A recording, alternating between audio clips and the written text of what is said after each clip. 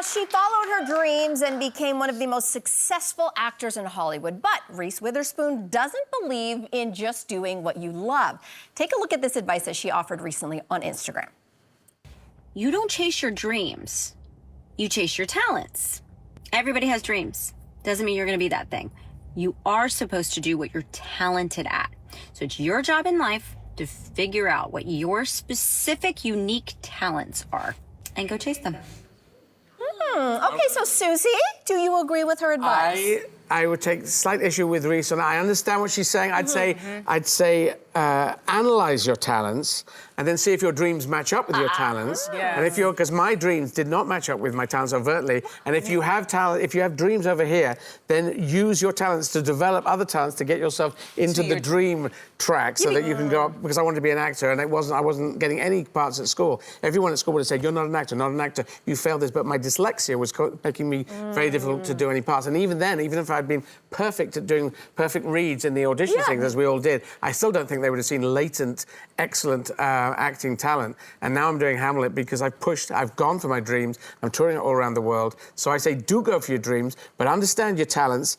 And if you need to develop more talents in this area, work very hard to work out how you can do it. Determination is the key thing above all. Determination, determination, determination, the 3 Ds. I think I love Reese Witherspoon. She's lovely, but one of her talents is also not accrediting where she got this theory from because she didn't come up with this idea. But I will show you who did. He wrote an entire book about it. His name is Professor Scott Galloway. He says there's a lot of people who follow their passions, but you may not... I mean, she's lucky. Reese is lucky, but that's not necessarily what's going to have you pay your bills at the end of the day. The notion of the starving artist, which we're all very well aware of, there is, in his theory, an overabundance of capital. There's so many people who want to be singers and guitar players and drummers. Not every single one of them is great at it. So he says, why don't you find what you're talented at? And that will help fund you to actually fill your passions. And those are two different I don't even things. quite agree with that because I blocked off doing regular jobs. I was doing accounting and financial management at university. It's almost the same degree as Mick Jagger. And copying Mick, we both dropped out of that and went for our dreams. We did go for our dreams, and he's got, into a nice place with his dreams.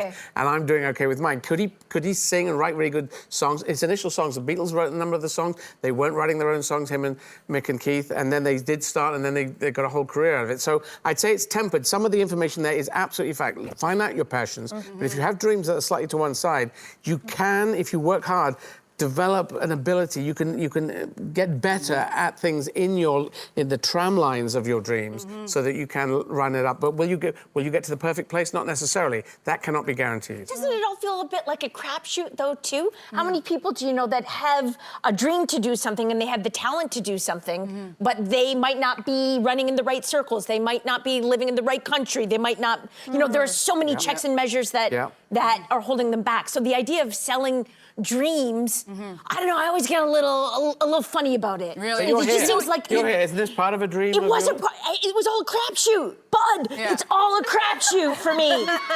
But aren't you in quite a dreamy place in that crapshoot? Oh, am I ever? Yeah. There you go. So your dreams happen to just slide into view, and then... But I'm saying... My dream was to be a cashier. No, I wanted to be... That was not your dream. I wanted to punch buttons. My dream is that everyone in the world, 8 billion people, have a fair chance in life. Yeah. That's what politically I'm pushing for. It's a very simple line, but it's my worldview.